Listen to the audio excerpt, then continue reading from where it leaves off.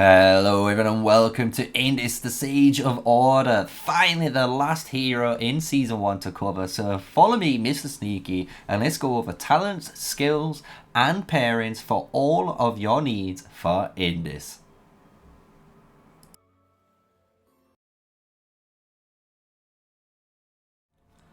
Welcome, yes, we're covering Indis, finally, the final hero in Season 1. I think I've covered every single one. If I've missed any hero, just put the comment below and I will cover them. But I've covered every epic and I believe now every legendary in the very first season. So, let's go over Indis, the Sage of Order. She is a very good commander, I'm not gonna lie, she is very versatile. Some people give her a bad rep. But she is the free legendary, right? So you're able to get this hero through the Dragon Trial. So nice and easy for you to get this hero. So we're going to go down the normal route. We're going to go and break down her skills, then her pairings, and then into some artifact choices, right? So as you guys know, she is a gatherer. So her second skill, just to let you guys know, is the gathering skill. So you don't have to worry about that. But her other three skills are really, really good. So her first skill is a AoE, very far targeting ability. This can be used on either melee or range, meaning you can be magic or physical and gain this effect. It means you get a 350 AoE heal and you get the 20% target damage taken bonus on your enemies. And this affects up to 2 nearby enemies, as well as obviously increasing the healing on the chosen enemy. So really, really powerful effect for you, and it is going to be one to watch out for in the future. And then in that third skill is a 20% HP bonus, which is insane. 20% increase of stats plus a 7,500 capacity. No one is going to complain with this. As you can see, mine is 5142, and this is just by pure luck, guys, I'm not going to lie. And I'm loving this amount of HP stats on my marches. I'm going to showcase obviously what I use in the pairing section and why I really, really enjoy having this amount of stats on Indis. Then we go to the fourth skill, and when she's in battle, she can also gain unyielding every 8 seconds, meaning she reduces the amount of counter-attack damage all the way up to 50%, so you can cut in half the amount of counter-attack damage you take, making you a super tanky march, and you can remove one debuff effect. Very, very powerful utility ability there, attached to a massive amount of stats, and that's what she is really good at. And when you do finally awaken her over the time, it will increase the amount of healing and the duration of this effect on the skill 1. So really good awakening, to be honest, because having 3 seconds over 2 is meaning you have 3 turns of combat of this. So if you've got your artifacts and other skill based heroes ready to charge up straight after, then they're going to be able to. So there are her skills, nice and simple skills, very powerful indeed. So what I do with Indis is a few things. I'll tell you the primary pairing that I would advise Indis to be, and this is one what you guys could imagine to be one of the most maybe common things or the go-tos when it comes to Indis, and that is a Indis and Pan combo. The reason why Indis obviously being primary, you're going to get access to the same control trees as Pan, so it means you can actually run 2 different trees and flip between. But Indis primary is going to work fantastic in that combo. It's going to allow it to be a super supportive march that honestly heals the allied T5 units, because it's always going to try and heal the if you target, say, the enemy infantry with mage units in this march pairing, you will then use your ability at them, which will heal your allied T5 infantry, and then obviously Pan will target and heal them too, and then you get an extra heal if you've got your Pan awakened. So very powerful support combo that might be getting slept on at the moment, but you can imagine this maybe in the future, once maybe Indis is fully expertise, people might use her, and maybe when there's more supportive style mage heroes that can take advantage of her, right? But the other pairings I'm going to give you are pairings where Indis, sadly, is the deputy. That's the one thing you'll realize when it comes to Indis. She's a great deputy, and that's the problem, right? Being a deputy means you're not going to get access to the talent trees, but I am still going to give you some talent, so don't you worry. The way I use Indis, honestly, is a really powerful combo is Backshit. Backshit Indis in Dragon Trials and other events basically allows this match to be a super off bruiser, because you get the unyielding rush, meaning you get this triggering really quick, and then the Indis obviously afterwards makes the cavalry a little bit tanky, which is nice, and they applied the debuff, so it kind of makes him almost into like a mini motor from Rise of Kingdoms. So I really do enjoy that combo. You do something similar with Nika. Nika and Indis is a very powerful combo too that you could do. Another combo you could do where Indis could be primary in this is the primary Indis and Fear combo. This is just a super tanky combo that you run where you basically keep healing yourself and putting a shield on top of yourself and basically trying to take advantage of, again, flying mage units. And by doing that, it's going to allow you just to basically be a super heavy support hero that's super tanky. So a good little recommendation there for you.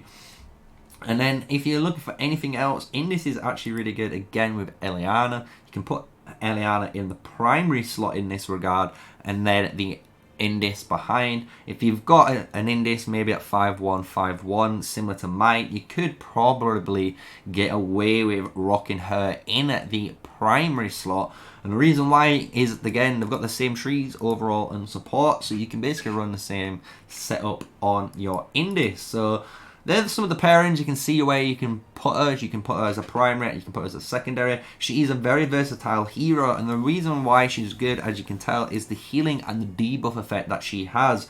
So you want to put this on matches that can take advantage of it. So there was a few of them, and some honourable mentions before we run away is like Garwood, even Alistair, and going into Madeline. Very good combos for your Indis.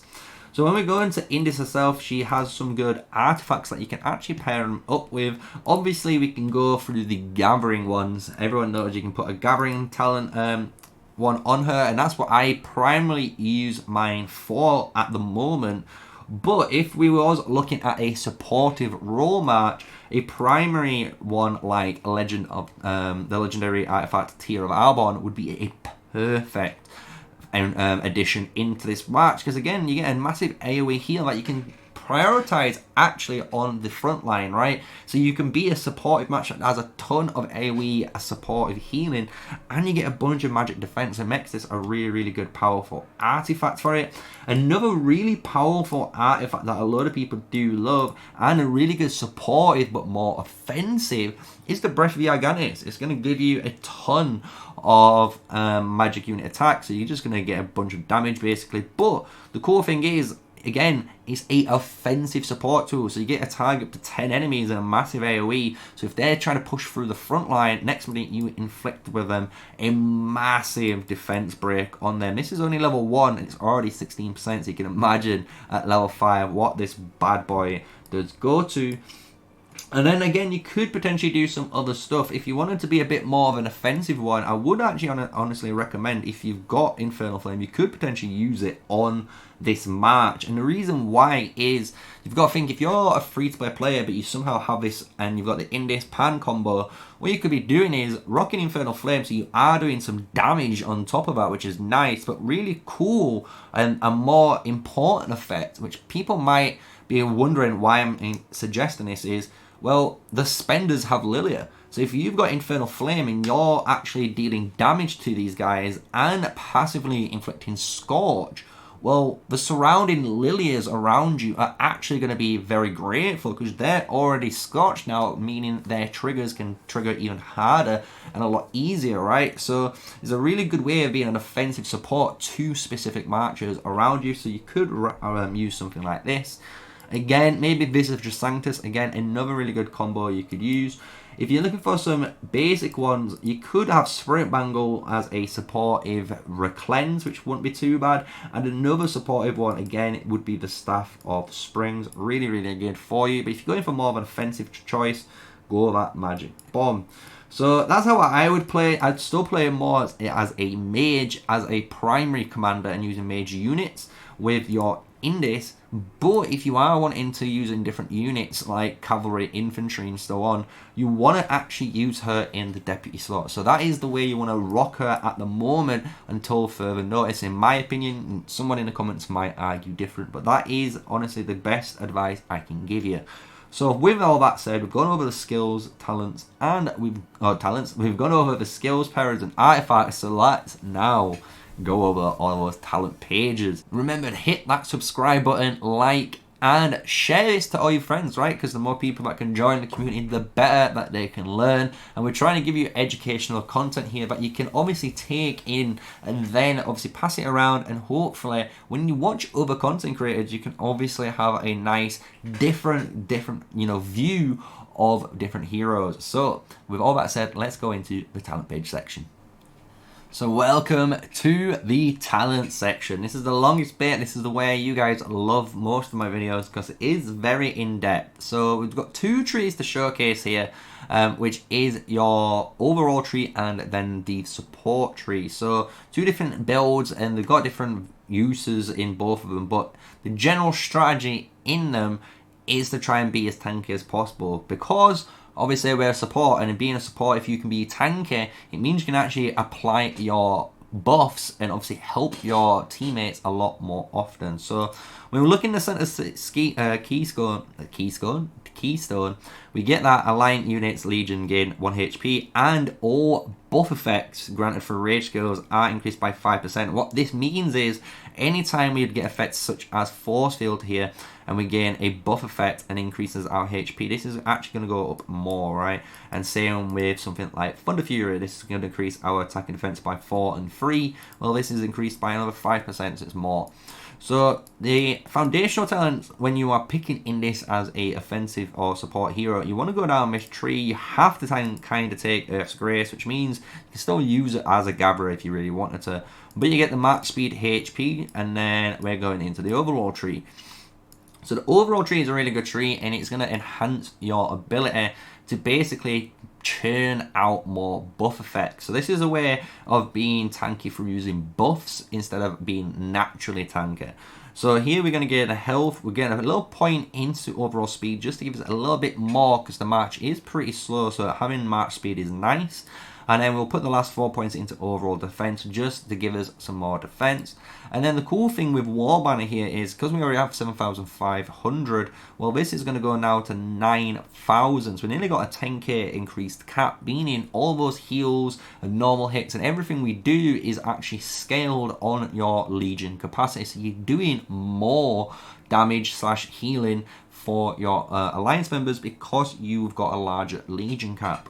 So with this, what we're going to do is we're going to go down the really cool combo that you might have seen in some of my videos now. It is the Spirit Response and Unrelenting Fury. Whenever we gain a buff effect, we get 15 rage, and whenever we get hit, which we will get hit, showing an Indis on the field, we're going to gain another 4 rage. We already gain a bunch of healing and buff effects like the counterattack damage from our talents already, and that's not including any of the deputies that might include extra buff effects in those passives, right? So this is why this is a really cool talent that you can put on in this and take advantage of the deputies buffs that they're granting you during combat.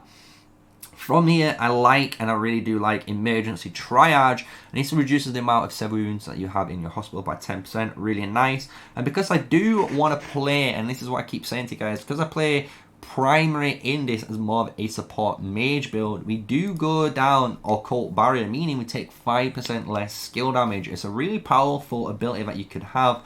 But you could also do something like a 4-pointer, so you get 4% less skill damage. And if you wanted to put 1 point in here, just to give you that little bit extra, you know, a little bit extra mark speed that you would appreciate at times, then you can always do that. It's up to you guys if you want to try and mid-max a little bit more. I'll leave that up to you, but I'm going to keep this as simple as we can for you. And then the final one, as we already said, is Thunder Fury. So whenever we do cast our rage skills, we're getting that attack and defense boost. This is going to be increased because of Transforming Spirit. So really cool ability, synergy right there. And then we go into the support tree, and this is what starts to make us tanky in this build.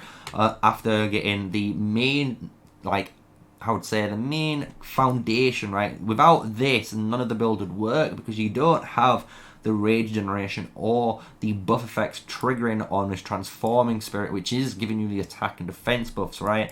So now we can go into support build and actually do some cool stuff. So we're going to go into support, get the health, get the rage generation here, and we're going to get scaling pure defense in this scenario. If you see yourselves getting hit by more, you know, marksman units and cavalry units, you could go all conquering. Reduce that normal attack damage is a really, really good talent to take.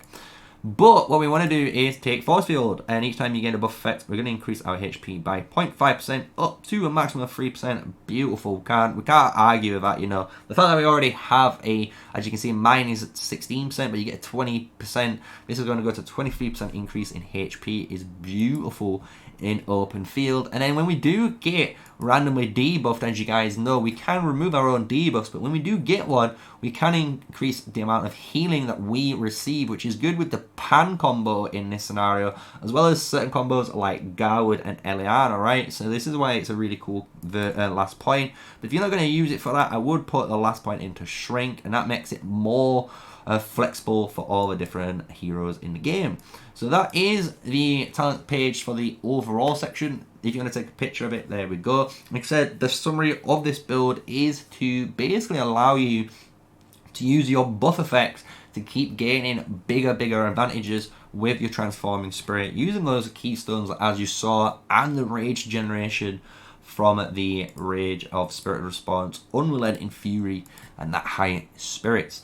So let's go into the next one. This is going to be your support build, and this build is really powerful because it is a super tanky build too, but the power of this is actually the rage. So this is all about being powerful in rage generation. So if you really want to pump out as many heals as possible and try and abuse as a healing play style, this is the one you're going to go for. So we're going to start in the support section. So it's the same again in the foundational. We'll go on the far right, and then we'll start after we've claimed transforming spirit at level 11, I believe. We will start going to level 43, which will get us the flux of blessings. So what we do with our opening points, we'll put our HP, rage, and in this scenario I did pick all conquering just to showcase you can have normal attack, less damage. I really do like it in this build because you get to heal a lot, and because you're taking less damage, it does punish you a little bit less for healing, which is nice. And then from here we still take force field, really powerful ability. There's no need for us to pick auspicious. The reason is we already have this built into our kit, right? So there's no reason to have this triggered twice. You could try it, but I honestly think having the maximum HP is way more powerful. In here, whenever we do get a debuff effect, we're going to actually maintain X Nihilio, so we can heal ourselves a bunch. As well, then, what we do is rebirth. So whenever we get hit by a normal attack here, synergizing with the reduction here, we will heal more. And because if we're getting a debuff on us too, we will receive even more healing from each hit, so making us a little bit more tankier than they imagine. And then the cool thing is, which sums up the build, is whenever we gain a shield or a heal, we're gonna gain an additional 15 rage, which is really good, right? So you know she's gonna heal herself. Sometimes if you've got the pan, you're always going to heal yourself. Depending on your march, if you're running the Bakshi, maybe have the in this primary Bakshi behind, you might run this. So whenever the Bakshi does trigger that random small healing, this is going to grant you more rage on top, right? So there's a bit of synergy in all the marches here, depending on what you want to run it for. But then we do go all in, so whenever we do gain a buff effect, we will also gain some healing. So really nice little bit of healing on top, which synergizes with all the purpose of healing ourselves to keep ourselves on the battlefield, so we can keep firing off skill 1s and healing our allies. From here, we do the exact same, pretty much. Instead, we don't have any march speed here because we kind of sacrifice it for pure stats. And the reason is, again, because we don't want to give them too much. We heal so much here, but to be honest, having more stats is actually more beneficial here. If you get caught out, I do apologize. I'm sorry for you guys. But then we get the war banner still, and then we go for the spirit response and still the 1 point in here, just to give us an extra little bit of oomph in the rage department for the support build.